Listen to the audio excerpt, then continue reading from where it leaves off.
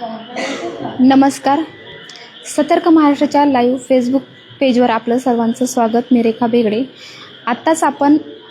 आत्ता मी आहे Talegaon दाभाडेमधील general hospital या ठिकाणी.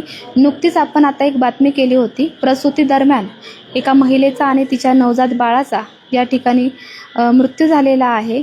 त्या घटनेवर त्यांचे जे नातेवाईक होते, त्या महिलेचे जे पती होते, त्यांची आई होती, त्यांचे नातेवाईक होते, त्यांनी डॉक्टर आणि हॉस्पिटलवर काही गंभीर आरोप या ठिकाणी करण्यात आलेले होते.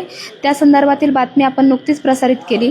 त्याच्यानंतर या घटनेनंतर आपण येथील जे डॉक्टर होते, त्या ठिकाणी ट्रीटमेंट करत होते महिलेची, त्यांना देखील या संदर्भात ही जी घटना घडली या संदर्भात आपण त्यांना काही प्रश्न विचारले डॉक्टरांना, परंतु इथल्या डॉक्टरांनी या प्रश्नांची उत्तरं देण्यास टाळाटाळ करण्यात आलेली आहे.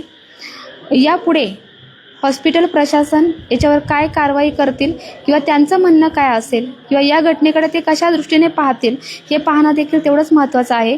या घटनेसंदर्भात जी काही अपडेट मिळेल ती आपण आपल्या सतर्क महाराष्ट्र या चॅनलच्या माध्यमातून नक्कीच आपल्यापर्यंत पोहोचू.